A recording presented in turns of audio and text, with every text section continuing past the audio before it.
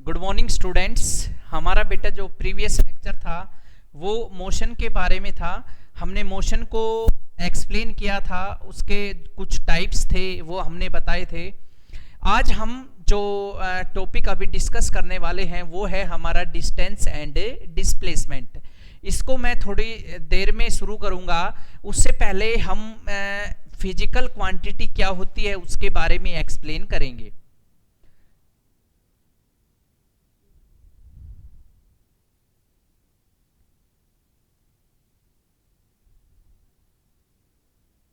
Physical quantity क्या होती है बेटा? Physical quantity are those quantity which can be measured, कि वो क्वांटिटी होती है जिनको हम क्या कर सकते हैं, माप सकते हैं। तो मैं इसकी डेफिनेशन की बात करता हूं। दोज फिजिकल क्वांटिटी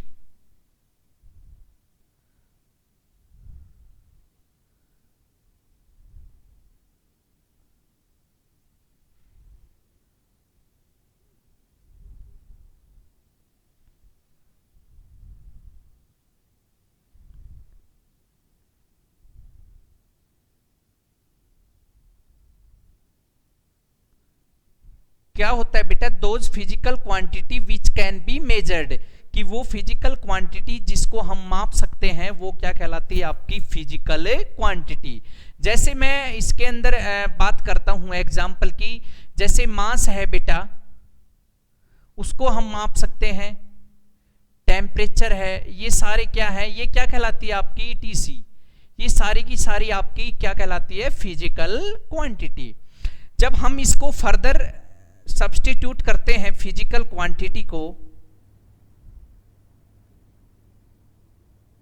तो हम इसको टू टाइप्स में सब्स्टिट्यूट करते हैं। फर्स्ट, एक scalar quantity, second one vector quantity.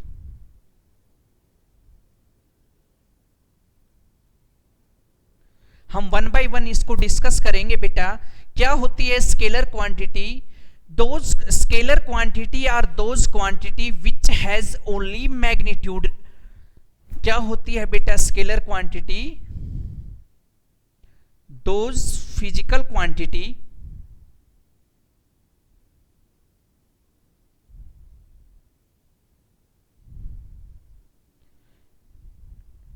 which have only magnitude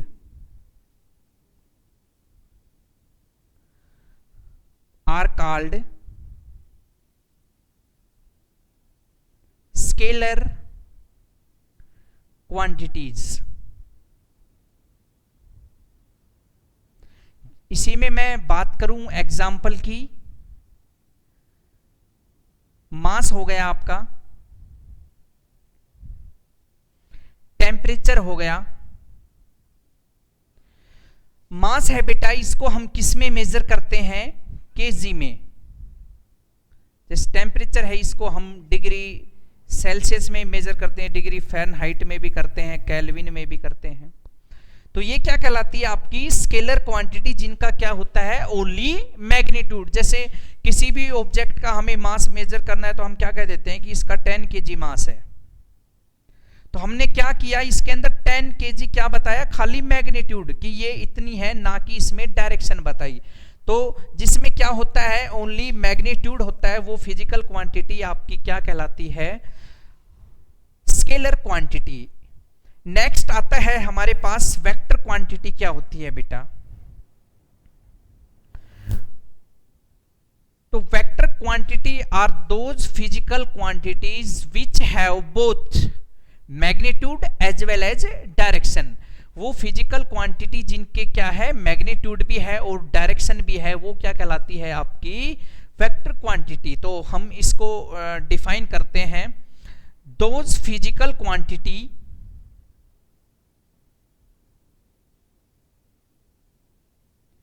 which have both magnitude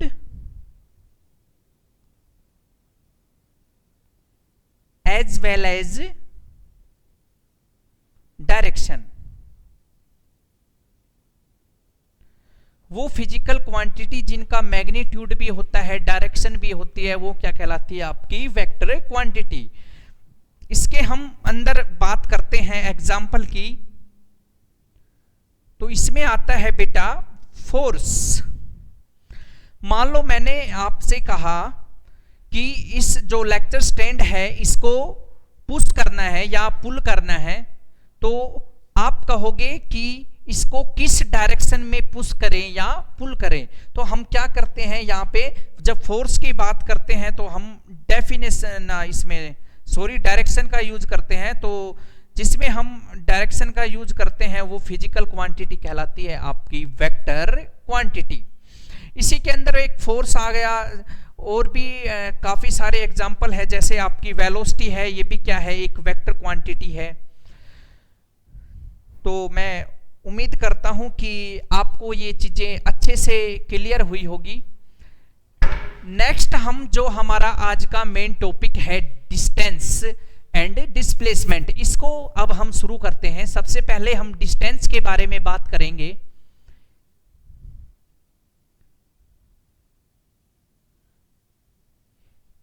ये मान लीजिए बेटा कोई पॉइंट ए है और ये है पॉइंट बी।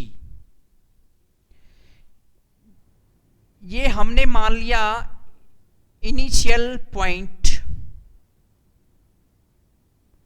और इसको हमने मान लिया final point.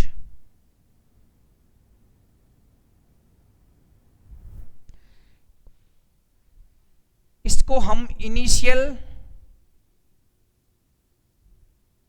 Position of a moving body भी कह सकते हैं। Initial position of a moving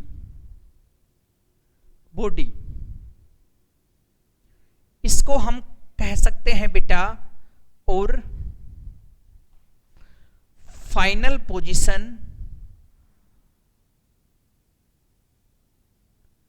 of a moving body. तो हमने बेटा एक पॉइंट ए लिया, एक लिया बी पॉइंट। क्या किया? किसी बॉडी ने यहां से मूव करना स्टार्ट किया या मोशन करना स्टार्ट किया और वो पहुंच गई बी पॉइंट पे। अगर कोई बॉडी ए पॉइंट से बी पॉइंट पे जाती है तो बेटा क्या होता है? उसके पास वेरियस पाथ होते हैं, हजारों करोड़ों लाखों क्या है रास्ते होते हैं कि वो क्या कर सकती है, ए से बी पॉइंट पे पहुंच सकती है। एक तो हमने स्ट्रेट लाइन जा सकती है बॉडी, एक इस तरीके से भी जा सकती है। फिर आप कहोगे कि सर ऐसे भी जा सकती है। फिर एक बच्चा और कहेगा कि सर ऐसे भी जा सकती है। फिर एक कहेगा ऐसे भी जा सकती है। तो क्या हो गए बेटा, हमारे पास लाखों करोड़ों हजारों क्या है पाथ हैं किसी भी बॉडी को ए पॉइंट से बी पॉइंट तक पहुंचने के। तो ये हमने नाम दे दिया फर्स्ट, ये पाथ फर्स्ट है आपका। ये इसको हमने सेकंड पाथ मान लिया, इसको थर्ड पाथ, इसको फोर्थ मान लिया, इसको फिफ्थ मान लिया। ठीक है बेटा। तो हम जो मेन टॉपिक है हमारा डिस्टेंस, इसको अब हम डिस्कस करते हैं। क्या है बेटा? The length of the actual path followed by a moving body, कि आपकी कोई भी बॉडी जो मूव कर रही है उसने कौन सा रास्ता फॉलो किया, फर्स्ट वाला किया, सेकंड वाला, थर्ड, फोर्थ, उसकी जो लेंथ होती है वो कहलाती है बेटा आपकी डिस्टेंस। तो मैं इसको डिफाइन करता हूं, डिस्टेंस क्या होती है बेटा? It is the length of the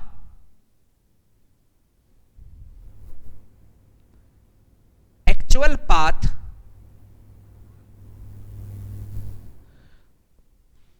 followed by a moving body, कि आपकी जो ऑब्जेक्ट है, जो बॉडी है वो मूव कर रही है, उसने जो पाथ फॉलो किया उसकी जो एक्चुअल लेंथ होती है वो कहलाती है बेटा डिस्टेंस। नेक्स्ट हम इसके अंदर बात करते हैं कि इसकी जो डिस्टेंस है उसकी यूनिट क्या होती है। जो डिस्टेंस है उसकी एसआई यूनिट की हम बात करें तो वो होती है बेटा मीटर। इस ऐसा यूनिट को हम MKS यूनिट भी कहते हैं, MKS यूनिट। और हम एक यूनिट, तो ये तो हुई MKS यूनिट, और इसकी जो स्मॉल यूनिट होती है वो होती है बेटा सेंटीमीटर, और इसको हम कहते हैं कि CGS यूनिट। अब कई बच्चों के माइंड में डाउट होगा कि MKS और CGS सर आपने क्या लिख दिया। तो मैं बता दूं बेटा, जो MKS है ये क्या है, एक सिस्टम ऑफ यूनिट है, और CGS है ये भी क्या है, एक सिस्टम ऑफ यूनिट। इसमें हम क्या स्टडी करते हैं कि according to this system of unit जो लेंथ होती है आपकी उसको हम मेजर करते हैं मीटर में, और जो मास होता है उसको हम केजी में, और जो टाइम होता है उसको सेकंड में मेजर करते हैं। अब हम बात करते हैं CGS यूनिट की। ये एक छोटी इकाई होती है, MKS के बाद CGS आती है आपकी। According to this system of unit जो हमारी लेंथ होती है उसको हम सेंटीमीटर में मेजर करते हैं, जो मास है उसको हम ग्राम में करते हैं, और टाइम को सेकंड में। तो ये भी आपको क्लियर हुआ होगा। इसके बाद आती है कि जो आपका डिस्टेंस है वो क्या है, एक स्केलर क्वांटिटी।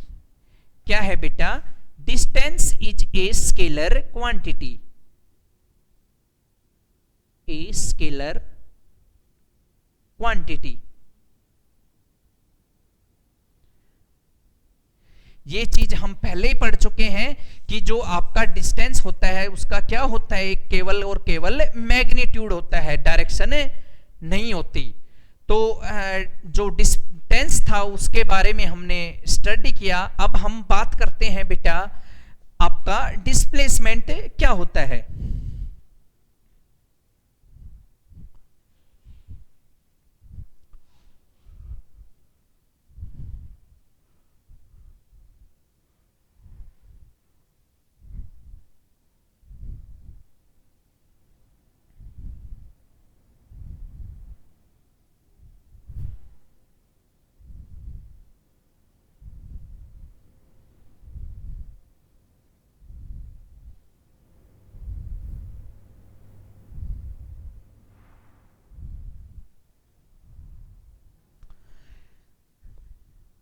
नेक्स्ट आता है हमारा डिस्प्लेसमेंट।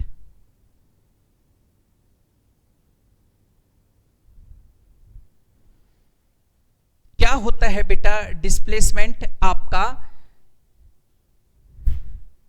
जो आपका इनिशियल पॉइंट था A और जो फाइनल पॉइंट है B, उसके बीच का जो शॉर्टेस्ट डिस्टेंस है वो क्या कहलाता है, आपका displacement. It is the shortest distance, it is the shortest distance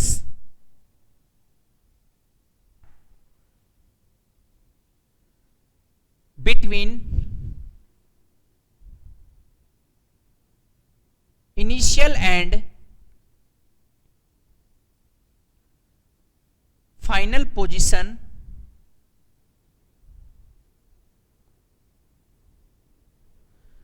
of a moving body.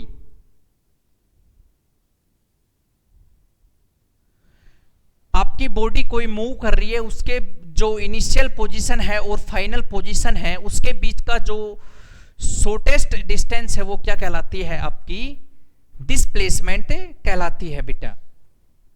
और मैं आपको बता दूं बेटा कि किसी भी दो पॉइंट, जैसे मान लो A पॉइंट है हमारा और B पॉइंट है, इनके बीच की जो शॉर्टेस्ट डिस्टेंस है वो ऑलवेज स्ट्रेट लाइन होगी।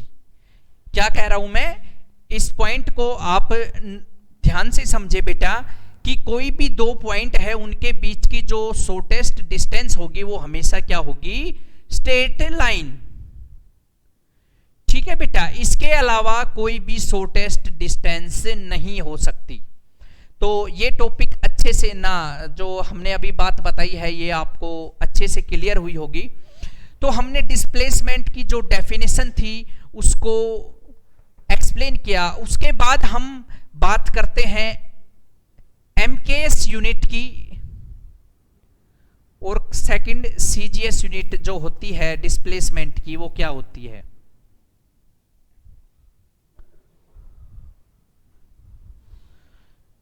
तो बेटा जो इसकी एमकेएस यूनिट होती है डिस्टेंस की वो भी क्या होती है, सेम होती है जो डिस्टेंस की होती है मीटर, और जो सीजीएस यूनिट है वो होती है इसकी भी सेंटीमीटर।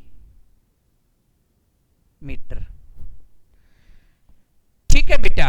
उसके बाद हम बात करते हैं कि जो डिस्प्लेसमेंट है वो स्केलर क्वांटिटी है या वेक्टर क्वांटिटी है।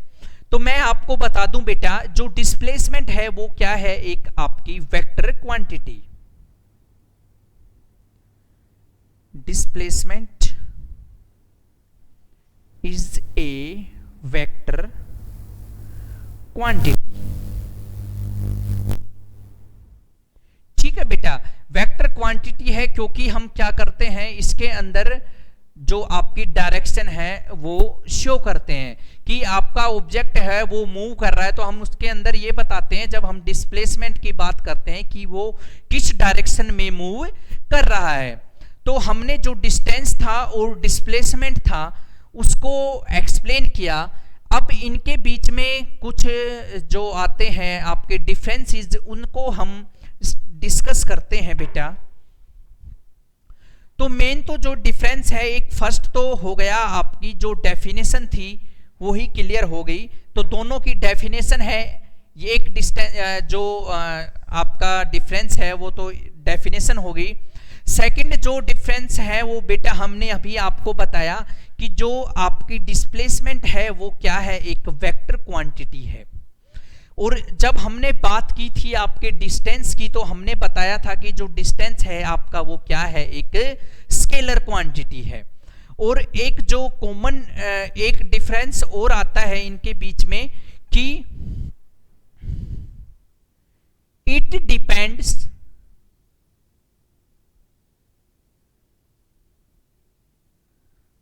Upon the path followed by moving body।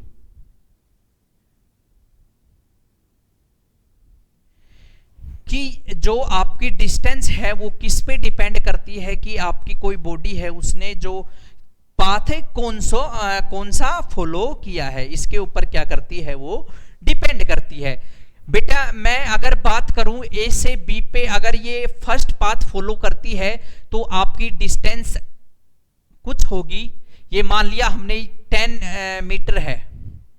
Second path follow करेगी तो 12 मीटर होगी, और थर्ड करेगी तो मान लो 14 मीटर होगी। तो क्या हो गया बेटा कि अगर ये जो डिस्टेंस है आपकी किस पे डिपेंड करती है कि पाथ कौन सा फॉलो किया है। तो जो अलग अलग पाथ फॉलो करेगी तो जो आपकी कहें हम जो लेंथ है डिस्टेंस की वो भी क्या होगी, अलग अलग होगी। इसके पैरेलल में हम बात करते हैं डिस्प्लेसमेंट की, तो it does not depend upon path, it does not depend upon path. ये पाथ पे डिपेंड नहीं करती, it depends on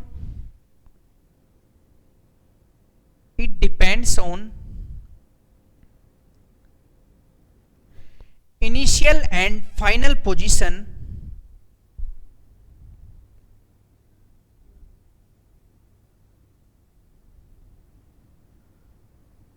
off a body, कि आपकी जो बॉडी है उसकी इनिशियल पोजीशन क्या है और फाइनल पोजीशन क्या है उसके ऊपर डिपेंड करती है। और एक बहुत ही इंटरेस्टिंग है एक जो पॉइंट जो यहाँ से हम इसके बीच में जो डिफरेंस में पढ़ते हैं बेटा, वो है कि जो डिस्प्लेसमेंट है it can be zero, it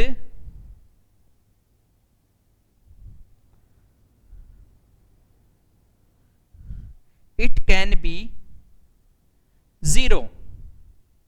जो आपकी डिस्प्लेसमेंट है बेटा वो क्या हो सकती है बेटा, जीरो हो सकती है। हमने बात की थी कि जो शॉर्टेस्ट डिस्टेंस है दो पॉइंट के बीच का, वो हमें कौन बताता है? उसको हम ड्रॉ करते हैं स्ट्रेट लाइन से। जब हम बात करते हैं बेटा इसके अंदर जो डिस्प्लेसमेंट है वो जीरो होती है। तो मैं इसको यहां से क्लियर करता हूं आपका। मान लीजिए ये पॉइंट है ए, यहां से कोई ऑब्जेक्ट चलना स्टार्ट किया और वापस घूम के कहां आ गया? ए पे। तो क्या हुआ बेटा? अब देखो ये ए पॉइंट था और ए पे ही वापस आ गया। अगर मैं इसके बीच में स्ट्रेट लाइन ड्रॉ करूं तो क्या मैं कर सकता हूं बेटा? नहीं कर सकता। तो इस केस में क्या होता है बेटा? आपकी डिस्प्लेसमेंट जीरो होती है जब आपका ऑब्जेक्ट का इनिशियल और जो फाइनल पॉइंट है वो सेम होता है।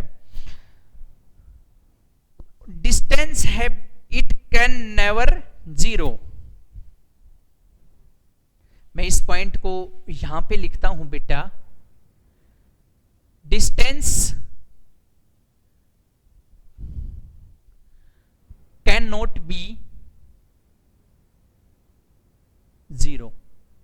ये है, ये कभी भी जीरो नहीं हो सकता। क्यों नहीं हो सकता बेटा? मैं आपको बता दूं। कोई भी ऑब्जेक्ट है अगर वो सिंगल कहे हम फुटस्टेप कवर करता है या एक कदम चलता है तो कभी भी जो उसकी लेंथ है वो जीरो नहीं हो सकती। तो हम कह सकते हैं यहां से कि जो आपका डिस्टेंस है वो जीरो नहीं हो सकता।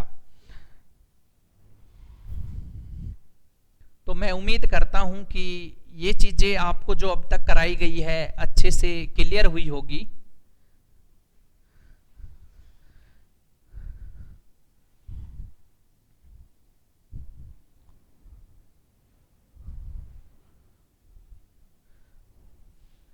अब हम इसको एक एग्जाम्पल से क्लियर करते हैं इस चीज को।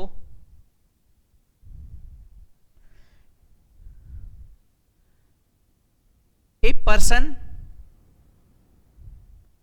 Starts moving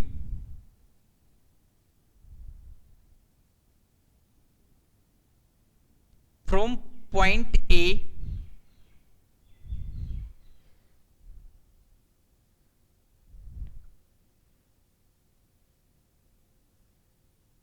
and cover and reach at point B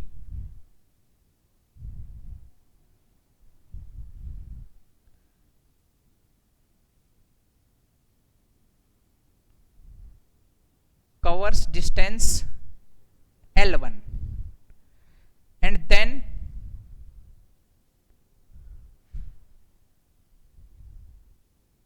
moves back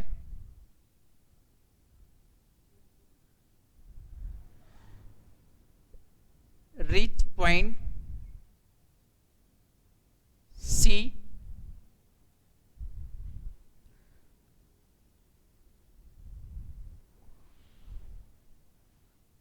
whose length is L2. Find distance and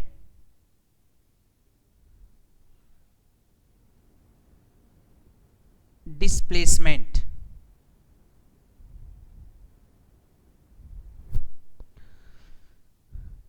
हम इसका सॉल्यूशन देखते हैं बेटा।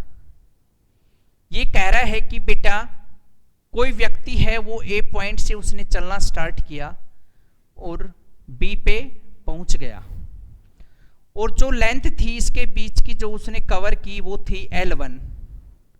और फिर क्या किया उस व्यक्ति ने? वापस मुड़ा वो और पहुंच गया सी पॉइंट पे। मान लो ये पॉइंट हमने सी मान लिया और जो इनके बीच की जो दूरी है वो है L2 और ये हमारे पास कंप्लीट थी L1। ठीक है बेटा। तो हमें क्या बताना है इस केस के अंदर? आपको डिस्टेंस और डिस्प्लेसमेंट है उसको बताना है। तो प्यारे बच्चों क्या होगी आपकी डिस्टेंस की हम बात करें तो ए से बी पे गया और जो उस टाइम पे जो लेंथ कवर की उसको हमने L1, जो दूरी तय की थी वो L1 थी, फिर वो वापस कहाँ आया, C पॉइंट पे, ये C पॉइंट था, और B से C तक चला, वो क्या थी बेटा, L2। तो हम क्या करेंगे इसमें, अगर L1 में L2 को ऐड कर दें तो हमारी जो एक्चुअल डिस्टेंस है, जो एक्चुअल जो दूरी तय की है उसने, वो हमारी आ जाएगी। अब अगर हम बात करें डिस्प्लेसमेंट की,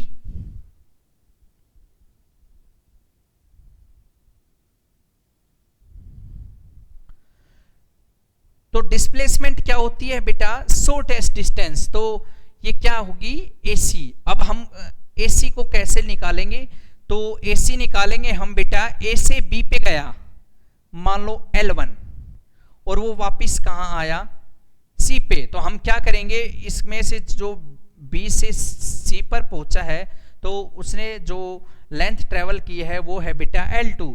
अगर हम उसको इसके अंदर से माइनस कर देंगे, सब्सट्रैक्ट कर देंगे, तो हमारी क्या आ जाएगी, डिस्प्लेसमेंट। तो आज के लेक्चर में हम इतना ही डिस्कस करेंगे। जो हमारा नेक्स्ट लेक्चर आएगा उसके अंदर हम डिस्टेंस और डिस्प्लेसमेंट से रिलेटेड जो भी आपके कुछ न्यूमेरिकल प्रॉब्लम है वो डिस्कस करेंगे। Thank you.